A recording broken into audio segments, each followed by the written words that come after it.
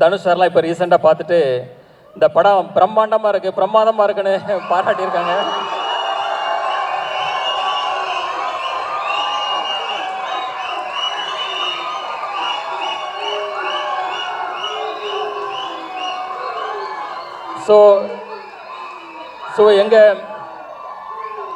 எங்கள் படக்குழுக்கும் சரி எனக்கும் சரி இந்த படத்து மேலே மிகப்பெரிய நம்பிக்கை. இந்த படம் வந்து ஒரு ஜெயிலர் அளவுக்கோ ஒரு விக்ரம் அளவுக்கோ ஒரு லியோ அளவுக்கு வெற்றி படமாக அமையும். அதுக்கு எந்த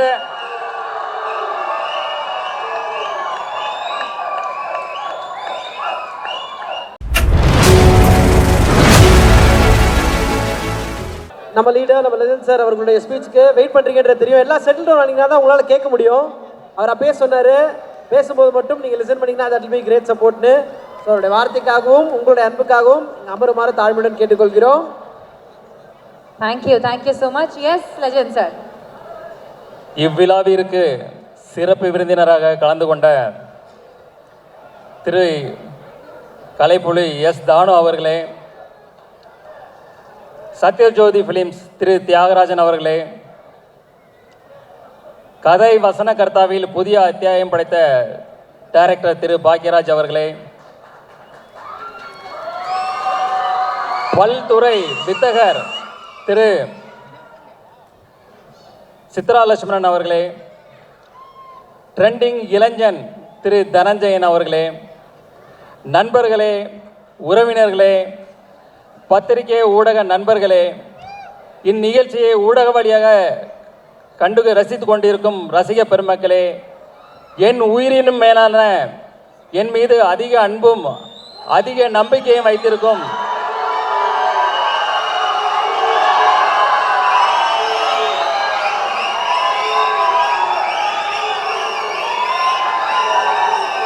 என் ரசிக பெருமக்களே, உங்கள் அனைவருக்கும் எனது அன்பான பணிவான வணக்கத்தை தெரிவித்துக் கொள்கிறேன். இன்றைய சூழலில் உலகில் போர்முக மேகங்கள் சூழ்ந்து மக்களுக்கு துயரத்தையும் ஒரு பாதுகாப்பு அற்ற தன்மையும் நிலவி கொண்டிருக்கிறது. இந்த போர் விரைவில் நிறுத்தப்பட்டு மக்கள் அனைவரும் மீண்டும் மகிழ்ச்சியாக ஒரு சந்தோஷமான ஒரு பாதுகாப்பான ஒரு அன்பான வாழ்க்கையை வாழ உங்களுடன் சேர்ந்து இறைவனிடம் நானும் பிரார்த்தனை செய்து கொண்டு என் உரையை தொடர்கிறேன். த லெஜண்ட் அந்த படத்துக்கு அப்புறம் இந்த படம் வந்து என்னுடைய ரெண்டாவது படம் வந்து லீடர் வந்து coming 3rd April good Friday அன்னைக்கு கம்மிங் 3rd ஃப்ரைடே ரிலீஸ் ஆகுது. வேர்ல்டு வைடு அண்டு தமிழ்நாட்டிலையும் ரிலீஸ் ஆகுது.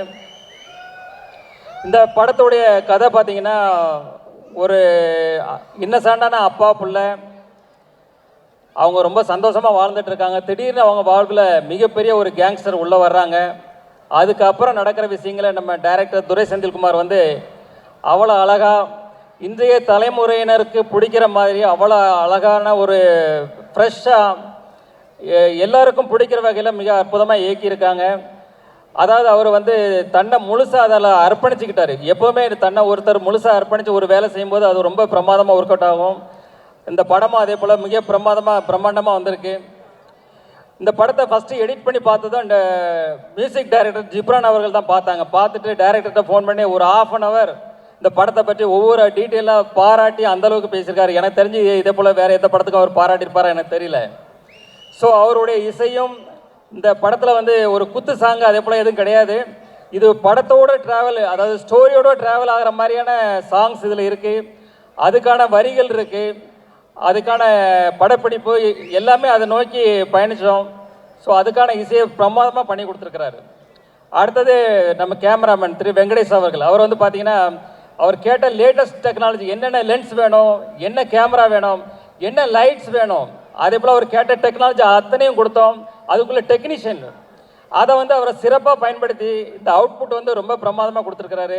இந்த படப்பிடிப்பு பார்த்திங்கன்னா ஜார்ஜியா, ஜெய்ப்பூர், ஊட்டி, தூத்துக்குடி, சென்னைன்னு எல்லா இடத்துலையும் நடந்தது. அதை வந்து மிக அழகாக பிரம்மாண்டமாக படப்பிடிப்பு படுத்தி கொடுத்துருக்கிறாரு. அடுத்தது பார்த்தீங்கன்னா பிரதீப் ராகவ் அவர் வந்து இந்த படத்தை ரொம்ப கிறிஸ்பாக இது பண்ணியிருக்கிறாரு. இப்போ ட்ரெய்லர் டீசர் எல்லாம் பார்த்துருப்பீங்க.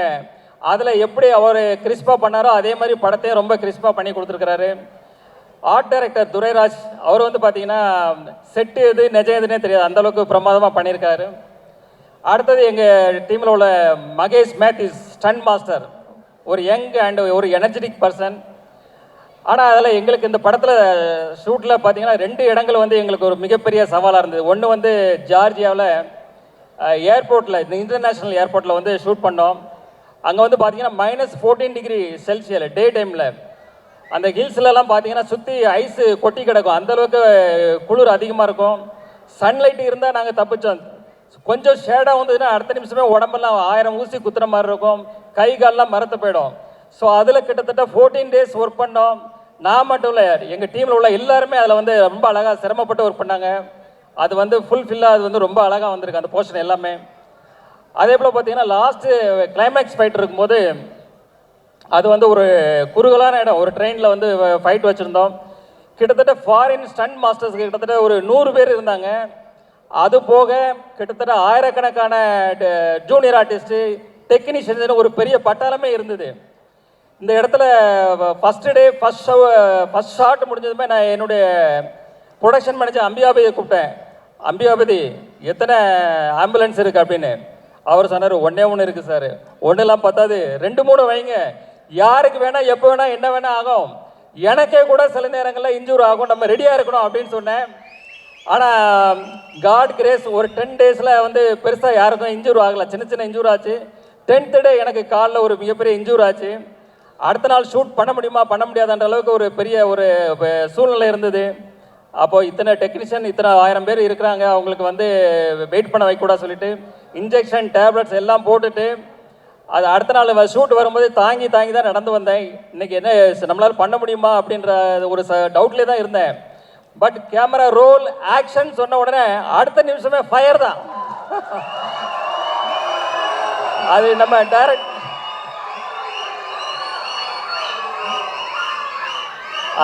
நம்ம டைரக்டர் சார் சொன்ன மாதிரி அந்த எனர்ஜி எங்கேருந்து வருது தெரியாது, அது காட் பிளஸிங், கடவுளுக்கு தான் நன்றி சொல்லலாம். அதே போல் இந்த படத்தில் ஒர்க் பண்ண அத்தனை டெக்னீஷியன்ஸும் அவங்கள வந்து முழுசாக அர்ப்பணித்து இதில் ஒர்க் பண்ணாங்க. எப்படி இப்போ நம்ம தலை எப்படி அப்படி தான் வாழு. ஸோ அதே போல் என் கூட இருந்த எல்லாருமே அவங்கள தன்னை அர்ப்பணித்து அந்த இதில் ஒர்க் பண்ணாங்க. அவங்களோட ஒர்க்கு எல்லாரும் ரொம்ப ஃபென்டாஸ்டிக்காக வந்திருக்கு. அவங்களுக்கு எல்லாருக்கும் தேங்க்ஸ். அதாவது நம்ம டைரக்டர் டீம் ஆகட்டும், எனி அதர் டெக்னீஷியன், எல்லா டெக்னீஷியனுக்கும் என்னோடய தேங்க்ஸ், அவங்களுக்கு என்னுடைய வாழ்த்துக்களையும் தெரிவித்துக் கொள்கிறேன். அடுத்தது ஆர்டிஸ்ட்டுக்கு வர்றேன். ஆர்டிஸ்ட்டில் வந்து பார்த்தீங்கன்னா நம்ம அறந்தாங்கி நிஷா அவர்கள் வந்து என்ன ஷூட்டில் இருக்கும்போது கோ டைரக்டர் வந்து சொன்னார், பக்ருதீன் சார் இவங்க வந்து ஸ்கிரிப்டில் இருக்கிற மாதிரி 2 வார்த்தை திட்டுவாங்க சார் அப்படின்னு. சரின்னு இருந்தேன். அவங்க பார்த்தா ஷார்ட் போகுது, திட்டிகிட்டே இருக்கிறாங்க.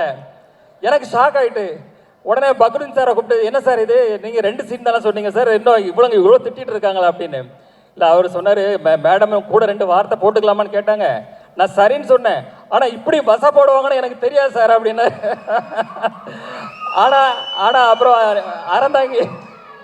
அறந்தாங்கி நிஷாட்ட அப்புறம் சொன்னேன் வந்து, இல்லை இது நீங்கள் பண்ணது கரெக்டு தான், இந்த வந்து சீன் அப்போ தான் இது வந்து நல்லா இன்ட்ரெஸ்டிங்காக இருக்குன்னு சொல்லி அந்த சீன் அதே போல் ரொம்ப நல்லா வந்தது. அடுத்தது பார்த்தீங்கன்னா நம்ம யோகிராம், வேலு, நிரஞ்சன், கதிர், அதே போல் பத்மன், இவங்க எல்லாருமே அந்தந்த ஆர்டிஸ்ட்டு அந்தந்த கேரக்டரில் ரொம்ப அழகாக பண்ணாங்க. இதே போல் பல ஆர்டிஸ்ட் அதில் ஒர்க் பண்ணாங்க. அவங்க எல்லாருக்குமே என்னுடைய வாழ்த்துக்கள். அடுத்தது வந்து இயல் பாப்பா, அவங்க வந்து ஒரு பான் ஆர்டிஸ்ட் தான். டைரக்டர் ஆல்ரெடி இப்போ சொன்னார், அந்த சின்ன வயசுலேயே அந்த அளவுக்கு அதை புரிஞ்சுக்கிட்டு அதை அழகாக டெலிவரி பண்ணுற விதமாகட்டும் எல்லாம் ஆகட்டும். செட்லேயே அவங்க பேரண்ட்ஸ்கிட்ட சொன்னேன், இந்த பொண்ணு ஒரு நாளைக்கு பெரிய ஹீரோயினாக வரணும்னு, அது கண்டிப்பாக நடக்கும். அதே போல் நம்ம ஜார்ஜ் வில்லியம்ஸ்னு நடித்தார் என் கூட. அப்போ அவர் வந்து ஒரு சீன், அவர் அங்கே நிற்கிறாரு, நான் அங்கே நிற்கிறேன். அப்போ அவர் வந்து கொஞ்சம் சங்கோச்சப்பட்டார், சார் நீங்கள் அங்கே இருக்கணும் நான் இங்கே இருக்கணும், இதான் சார் அப்படின்னு கொஞ்சம் சங்கோச்சப்பட்டார். சார் சினிமா தானே சார், இது அப்படி தான் பண்ணணும்னு சொல்லி அவரை சமாதானப்படுத்தி அந்த சீனை முடித்தோம். அதுக்கப்புறம் ஒரு எமோஷனான சீன், என்னோட எமோஷனான ஒரு சீனு. செட்டில் அந்த சீன் முடிஞ்சதை எல்லாரும் கிளாப்ஸ் பண்ணாங்க. சார் ஓடி வந்து கையை பிடிச்சிட்டு ரொம்ப நெகிழ்ச்சியாக கண்ணெலாம் கலங்கி அவர் வந்து ரொம்ப பாராட்டினார். அந்த தருணங்களும் ரொம்ப சந்தோஷமாக இருந்தது. அடுத்தது பார்த்திங்கன்னா நம்ம பாகுபலி பிரபாகர், அவர் வந்து பார்த்தீங்கன்னா ஒரு சீனில் அப்படி ஃபோனை அப்படி தூக்கி வீசினார். அப்படி பார்த்தா எல்லாம் ஃபோன் தெரிச்சு ஓடுது. பக்கத்தில் இருந்தவங்க எல்லாரும் தூரமாக ஓடி போயிட்டாங்க. ஏன்னா அவ்வளோ பயம். என்ன சார் இது இவ்வளோ பவர்ஃபுல்லாக அடிக்கிறாரு? ஏன்னா அவர் அஜானபாகு 6 அடிக்கு மேலே இருக்கிறாரு, கடோத் கஜன் மாதிரி இருக்கிறாரு. அது எல்லாம் கொஞ்சம் பயந்தாங்க. அப்புறம் அவர் வந்து சொன்னார், இல்லை சார் நான் இப்படி பண்ணுறேன், இது இப்படி பண்ணுறேன், யாருக்கும் ஒன்றும் ஆகாதுன்னு சொல்லி அடுத்த சீன் எடுத்தோம். அதே போல் ரொம்ப இன்ட்ரெஸ்டிங்காக அது போச்சு. அதே போல் பார்த்தீங்கன்னா நம்ம லால் சார் வந்து ஒரு மிகப்பெரிய ஜீனியஸ். அவர் வந்து ஒரு ப்ரொடியூசர், ஒரு டைரக்டர், ஒரு ஆக்டர். அவர் வந்து இந்த படத்தில் பண்ணும்போது நாங்கள் எங்களுக்கு ஒரு இது பயம். ஏன்னா மோகன்லாலுக்கு அப்புறம் அவர் மலையாளத்தில் மிகப்பெரிய ஒரு நடிகர். ஸோ அவர் கூட நடிக்கிற ஷாட்டில் நாங்கள் ரொம்ப கான்சியஸாக பண்ணும்போது மோஸ்ட் ஆஃப் த ஷாட் அவர் கூட சார் கூட பண்ணும்போது சிங்கிள் ஷாட்லேயே ஓகே பண்ணோம். அந்தளவுக்கு சேலஞ்ச் எடுத்து பண்ணேன். அது எல்லாமே most of the time single ஷாட்லேயே அது முடிஞ்சுது. அது ஒரு இன்ட்ரெஸ்டிங்கான அனுபவம். அடுத்தது பார்த்தீங்கன்னா நம்ம சந்தோஷ் பிரதாப். அவர் வந்து ஸ்டார்டிங்கில் ஒரு ஃபஸ்ட்டு ஷெட்யூலில் அவருடைய இது பார்த்துட்டு வந்து இது வந்து ஒரு மேனரிசம் பண்ணார், சிரிச்சுக்கிட்டே ஒரு மேனரிசம் பண்ணார். அப்போ நான் டைரக்டர் சார்ட்ட இது மேனரிசம் நல்லா இருக்கு சார், படம் ஃபுல்லாக இது ட்ராவல் பண்ணால் நல்லா இருக்கும்னு. சாரும் அக்செப்ட் பண்ணிக்கிட்டாங்க. அப்புறம் அதுக்கப்புறம் பார்த்தீங்கன்னா கிளைமேக்ஸ் ஃபைட்டில் வந்து அவர் கண்ணில் ஒரு அடிபட்டுரும், கண்ணில் பிளட் மாதிரி ஒன்று இதாகிடும், கிளாட் ஆகிடும். ஸோ எவ்ரி ஷாட், அதாவது அந்த கிட்டத்தட்ட 14 டேஸு எவ்ரி ஷாட் வந்து அவர் கண்ணில் அந்த பிளட்டை போடணும், எவ்ரி ஷாட்டு. அதாவது யாருமே சொல்ல வேண்டியதில்லை, யாருமே அவருக்கு எதுவுமே சொல்ல வேண்டியதில்லை. அவரே அந்த கரெக்டாக அந்த ஷாட் ரெடினா அந்த கண்ணில் அந்த பிளட்டை போட்டு வந்துடுவார். அதை பார்க்கும்போது நம்மளுக்கே சிரமமாக இருக்கும், அது கஷ்டமாக இருக்கும். அது என்னடா இவ்வளோ கஷ்டப்பட்டு பண்ணுறாங்களேன்னு. பட் அவர் வந்து அதை டெடிக்கேஷன், அந்த அளவுக்கு அவர் வந்து சின்சியாரிட்டி, அவர் வந்து மிகப்பெரிய உயரத்துக்கு வரணும் நீங்கள். அதே போல் நம்ம ஷாம் சார் வந்து பார்த்தீங்கன்னா அவருடைய மெச்சூர்டான நடிப்பு அந்த படத்தில் கொடுத்துருக்கிறாரு. அவர் இத்தனோட வருட ட்ராவலில் பார்த்தீங்கன்னா அந்த ஒரு அனுபவம், அந்த மெச்சூர்டான நடிப்பு அதை கொடுத்துருக்கிறாரு. எனக்கு தெரிஞ்சு அவர் பண்ண கேரக்டரை வேறு யார் பண்ணாலும் இந்த அளவுக்கு நல்லா ஜஸ்டிஃபை பண்ணி இருக்க முடியுமான்றது எனக்கு ஒரு டவுட்டு தான். அதே போல் வந்து ஜார்ஜ் வில்லியம்ஸ் வேற இருந்தது. ரைட்டு. நம்ம வந்து அமிர்தா ஐயர்னு ஒருத்தவங்க பண்ணாங்க. அவங்க ஒரு சின்ன ரோலில், அதில் நல்ல ரோல் தான் அவங்களுக்கு, அமிர்தா ஐயர். ஆக்சுவலி அவங்க பார்த்தீங்கன்னா செட்டுக்கு வரும்போது வந்து ஒரு இன்னசென்ட்டாக இருப்பாங்க. அது வந்து சீன் பார்த்தீங்கன்னா மிகப்பெரிய சீனாக இருக்கும். இந்த சீனை அவங்களால எப்படி கன்சியூம் பண்ண முடியும், எப்படி பண்ண போகிறாங்கன்னு ஒரு பயத்தோடய நம்ம இருப்போம். ஆனால் அந்த சீனை ரொம்ப அழகாக நேர்த்தியாக பண்ணி எங்களை ஆச்சரியப்பட வச்சாங்க. அதே போல் ஒரு எமோஷனான ஒரு சீன் இருந்தது, அதுலேயும் வந்து அவங்க அழகாக பெர்ஃபார்மன்ஸ் பண்ணி அதை வந்து இப்போ எல்லாருடைய பாராட்டையும் பெற்றாங்க. அதே போல் ஐஸ்வர்யா லட்சுமி மேடம், அவங்க வந்து பார்த்திங்கன்னா ஐஸ்வர்யா மேடம் வந்து ஒரு முதிர்ச்சியான பண்பட்ட நடிப்பு. அதாவது அவங்களுடைய ஷெட்யூல் மோஸ்ட்லி எங்களுக்கு ஜெய்ப்பூரில் தான் இருந்தது. ஒரு முதிர்ச்சியான பண்பட்ட நடிப்பை ரொம்ப சிறப்பாக வெளிப்படுத்தினாங்க. ரியலி அது வந்து அவங்கள பாராட்டத்தக்கது. அடுத்தது நம்ம ஆண்ட்ரியா, அவங்க வந்து பார்த்திங்கன்னா நம்ம டைரக்டர் சார் எல்லாருக்குமே அந்த கேரக்டருக்கு வந்து வேறு அந்த கேரக்டருக்கான நேம் தான் வச்சுருந்தாங்க. ஆனால் ஆண்ட்ரியா அவங்க வரும்போது மொத்தம் ஆண்ட்ரியானே சொல்லி எழுதி வச்சுருந்தாங்க. ஏன்னா அந்த கேரக்டருக்கு அவங்க பண்ணால் நல்லா இருக்கணும், அந்தளவுக்கு சார் வந்து மைண்டில் ஜஸ்டிஃபை பண்ணி வச்சுருந்தாங்க. அதை படம் பார்க்கும்போது எங்களுக்கு புரிஞ்சது, சார் சொன்ன மாதிரி அவங்க வந்து அதை கரெக்டாக ஜஸ்டிஃபை பண்ணி ரொம்ப அழகாக பண்ணியிருந்தாங்க. அடுத்தது நம்ம தலைவர் விடிவி கணேஷ் தான். அவர் வந்து பார்த்திங்கன்னா ஒரு சீன் எடுத்துகிட்டு இருக்கோம், ஒரு 2 பேருக்கு சேர்த்து ஒரு க்ளோஸ்அப்பு. சார் வந்து எடுத்துகிட்டு இருக்கிறாங்க, ஷார்ட்டு டேக்கு போயிட்டே இருக்கு, ஓகே ஆக மாட்டேங்குது. என்னென்னு பார்த்தா அவர் அடிக்கிற காமெடி நம்மளால் சிரிப்பை கண்ட்ரோலே பண்ண முடியல. அப்போ சார்கிட்ட ஒரு ரிக்வஸ்ட் பண்ணேன், சார் நான் வந்து கொஞ்சம் டைலாக் நான் பேசி முடித்ததும் அவருக்கு ஷிஃப்ட் பண்ணிவிடுங்க, அப்போ தான் இது ஒர்க் அவுட் ஆகும்னு சொல்லி அதே போல் பண்ணாங்க. அதுக்கப்புறம் அந்த ஷார்ட் ஓகே ஆச்சு. அதுக்கு விடிவி கணேஷ் சார் தான் தேங்க்ஸ் சொன்னேன். எத்தனை ஷார்ட் எடுத்தாலும் அவர் வந்து சலிக்காமல் நல்லபடியாக அதை முடிச்சு கொடுத்தாரு. அதே போல் பார்த்தீங்கன்னா லாஸ்ட்டு ஒரு இடத்துல வந்து அவர் வந்து டைலாக்கு, அவர் ஒரு டைலாக்கை ஆரம்பித்து ஒரு இடத்துல முடிக்கணும், அதான் ஸ்கிரிப்டுன்னா அவர் இன்னொன்றில் ஆரம்பித்து இன்னொன்றில் முடிப்பார். அடுத்த வாட்டி சரி, ஏன்னா அதுக்கப்புறம் நான் பேசணும், சரி இதில் ஆரம்பித்து இதில் முடிப்பார் பார்த்தா அப்போவும் மாற்றி பேசுவார், நம்ம ஒரே கன்ஃபியூஷன் ஆகிடுவோம். ஆனால் ஏன்னா அவர் ஒரு காமெடியில் இருப்பார், நம்ம ஒரு சீரியஸ் மோடில் இருப்போம் அந்த கேரக்டரு. ஸோ ஒரு காமெடியாக இருந்தால் நம்ம ஏதாவது ஒரு பிட்டை போட்டு நம்மளும் அதில் ட்ராவல் பண்ண முடியும். ஸோ அது வந்து பண்ண முடியாமல் போயிடுச்சு. பட் அவர்கிட்ட மிகப்பெரிய திறமை இருக்குது. அவர் ஒரு தயாரிப்பாளர், அவர் ஒரு நடிகர், நாளைக்கே ஒரு பெரிய டைரக்டர் ஆனாலும் ஆச்சரியப்படுறதுல. அவர் கூட ஒரு 2 சீனாவது அடுத்த படத்தில் ஒரு ஃபுல்லாக ஒரு ஜோவியலான ஒரு காமெடி ட்ராக் பண்ணணும்னு என்னுடைய ஆசை. அடுத்தது படத்தினுடைய ஹீரோயின் பாயல் ராஜ்புத். அவங்க வந்து தெலுங்கில் வந்து பார்த்திங்கன்னா RX100, அப்புறம் வந்து Mangalavaaram, heroine centric film, 2 ஃபிலிமே பிளாக் பஸ்டர்ஸ். ஸோ நாங்கள் வந்து எங்கள் கதைக்கு சார் தேடும்போது சார் சொன்னாங்க வந்து ஒரு ஹோம்லியாகவும் இருக்கணும், ஒரு ஆக்ஷன் ஓரியன்ட் ஹீரோயினாகவும் இருக்கணும். ஸோ அதை 2மே ஜஸ்டிஃபை பண்ணி ரொம்ப பிரமாதமாக பண்ணாங்க. ஸோ தமிழ் சினிமாவுக்கு வந்து அவங்க ஒரு இந்த பெர்ஃபார்மன்ஸ் வந்து ஒரு புதுசாக இருக்கும், எல்லாருக்கும் பிடிக்கணும்னு நினைக்கிறேன். ஃபைனலாக இந்த படத்தை வந்து வெற்றிமாறன் சார் அப்புறம் தனுஷ் சார்லாம் இப்போ ரீசெண்டாக பார்த்துட்டு இந்த படம் பிரம்மாண்டமாக இருக்குது, பிரமாதமாக இருக்குன்னு பாராட்டியிருக்காங்க.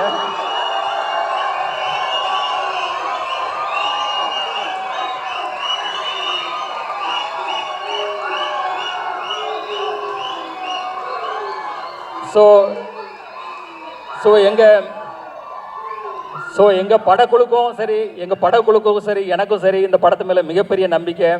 இந்த படம் வந்து ஒரு ஜெயிலர் அளவுக்கோ, ஒரு விக்ரம் அளவுக்கோ, ஒரு லியோ அளவுக்கோ வெற்றி படமாக அமையும். அதுக்கு எந்த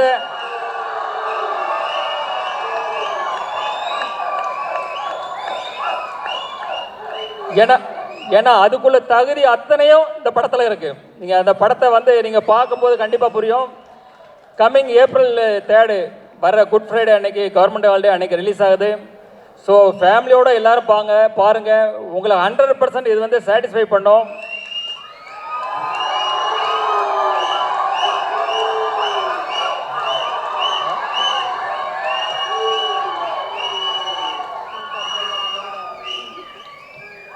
இந்த படத்து மேலே நாங்கள் வச்சிருக்க நம்பிக்கை, உங்கள் மேலே நாங்கள் வச்சிருக்க நம்பிக்கை, இந்த படம் வந்து மிகப்பெரிய பிளாக் பஸ்டர் படமாக அந்த ஆண்டலோட இருக்குன்றதை விட எங்களோட நம்பிக்கை.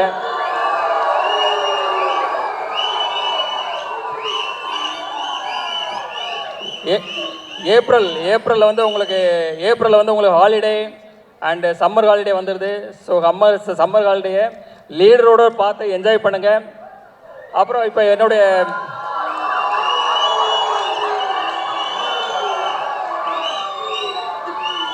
இப்போது ஃபங்க்ஷன் நிறைவேறடைய இருக்கிறது. எல்லாரும் சாப்பிட்டுட்டு, எல்லாருக்கும் டின்னர் இருக்குது, சாப்பிட்டுட்டு நிதானமாக ரிலாக்ஸாக ஹாப்பியாக போங்க. இந்த நிகழ்ச்சியை தொகுத்து வழங்கிய ஆஞ்சலினா விஜய் அவர்களுக்கு மற்றும் நம்ம நிகில் முருகன் அவர்களுக்கும் தேங்க்ஸ். கடைசியாக இந்த படத்தில் வந்த ஒரு முக்கியமான எனக்கு ரொம்ப பிடித்த டைலாக்கு, அந்த டைலாக்கோடு சொல்லி இந்த படத்தை இதை நிறைவுபடுத்துகிறேன்.